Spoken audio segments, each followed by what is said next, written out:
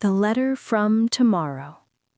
Mia found the letter wedged in her mailbox on an ordinary Tuesday morning, written in handwriting that was disturbingly familiar because it was unmistakably her own, right down to the way she looped her Y's and crossed her T's.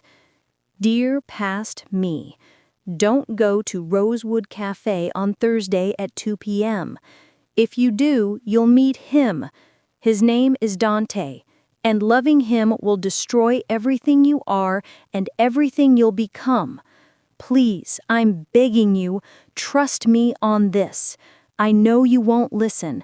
I remember being you, but I had to try. Yourself, from 10 years in the future. Mia stared at the letter for a full minute, then almost threw it away. Time travel letters? Ridiculous. Probably an elaborate prank from her roommate who knew she'd just gotten funding for her quantum mechanics research. But Thursday came, and curiosity, her eternal weakness, the trait that made her a brilliant scientist but a terrible decision-maker, won. She went to Rosewood Café at exactly 2 p.m., telling herself she was just proving the letter wrong. That's where she met Dante. He was sitting alone by the window, reading a worn, dog-eared copy of A Brief History of Time, her favorite book, the one that made her fall in love with physics. When their eyes met across the cafe, something electric passed between them, something that felt like recognition, like destiny, like coming home. He smiled like he'd been waiting for her his entire life. Is this seat taken? They talked for 6 hours straight, closing down the cafe. He was brilliant, funny, impossibly charming. He understood her research in ways even her colleagues didn't. He made her laugh until her sides hurt. When he asked for her number as they finally left, she said yes without hesitation, the warning letter completely forgotten in her coat pocket. 6 months of perfect, intoxicating, all-consuming happiness followed. Dante was everything she'd ever wanted. He supported her dreams, challenged her theories, cooked her breakfast, left little notes in her research papers. She fell completely, recklessly, irrevocably in love with him. She stopped seeing her friends as much, spent every free moment with him, started imagining a future together, marriage maybe, kids, growing old side by side. Then one evening, while he was in the shower, his phone buzzed with a calendar alert. Mia glanced at it and saw something that made her blood freeze. Project M, final phase, today. Curious, she opened his laptop. The password was her birthday, which should have been sweet, but now felt sinister. What she found made her heart stop. A folder labeled Mission Mia Chen. Inside were detailed notes about her, her daily routines, her friends' full names and addresses, her childhood fears she'd never told him about, her research breakthroughs documented before she'd even shared them. Surveillance photos of her taken weeks before they randomly met. And on the last document, today's date was circled in red ink with 2 words written beneath. Mission complete. Proceed to elimination phase. Her hands shook as she heard the shower turn off. Dante, she said when he emerged, her voice barely steady as she held up the laptop. What is this? The color drained from his face. For the first time since they'd met, he looked genuinely afraid. All his charm evaporated, replaced by raw panic. Mia, I can explain. Explain why you've been documenting my entire life like I'm some kind of science experiment? Her voice shook with betrayal and rising terror.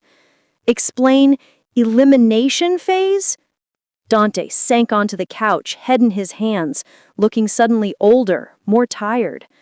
When he spoke, his voice was hollow. I'm not from this time. I was sent here from the year 2034. Sent to stop you.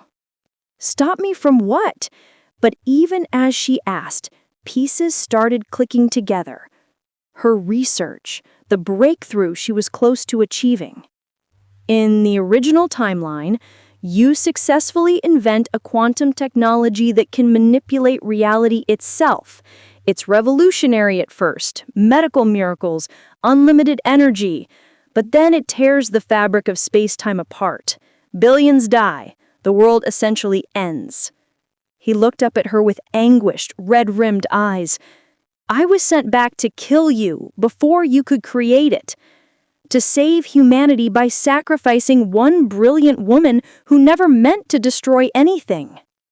Mia stumbled backwards, the laptop falling from her hands and clattering on the floor. You came here to murder me? This whole relationship? Everything between us was just to get close enough to... It was, he admitted, tears now streaming down his face. At first, my orders were clear. Befriend her, gain her trust, eliminate her when the moment was right. I've been trained for this my whole life. You're not even the first target I've been sent back to handle. The admission hit her like a physical blow.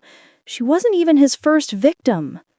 But Mia, Dante stood desperate, reaching for her but not quite touching her. You have to understand, I fell in love with you, really, truly in love with you. Not the monster from the history books I was told about, but you, the woman who gets excited about particle physics at 2 a.m., who cries at sad movies but pretends not to, who leaves encouraging notes for herself on bad days, who dreams of using science to help people, never to hurt them. You were going to kill me, she repeated, her voice hollow, broken. Everything was a lie. It was a lie, he agreed, his voice cracking, but then it became the truest thing in my life. Mia, I chose you. I chose you over my entire mission, over my world, over everything I was raised to believe. We'll run, we'll hide, we'll change the future differently. I'll help you redirect your research, find a way to make it safe. Together. Mia thought of the letter from her future self. Loving him will destroy everything. Her future self was right. This love was destroying her. Her trust, her world, her sense of reality, everything she thought she knew about herself and her judgment. But looking at Dante, broken, honest, terrified, and somehow still the man she loved despite everything, she realized something profound. And possibly insane. She'd rather have this impossible, dangerous, world-ending love than a safe, lonely life without him. Maybe her future self sent that letter knowing she wouldn't listen. Maybe she sent it knowing that some mistakes are worth making. We run, she decided, her voice steady despite her racing heart and the tears streaming down her face. Tonight, right now, we change everything together. But Dante, if you ever lie to me again, if I find out there's anything else you're hiding, I'll finish what you couldn't. I'll eliminate myself before I let you or anyone else control my choices. Understood?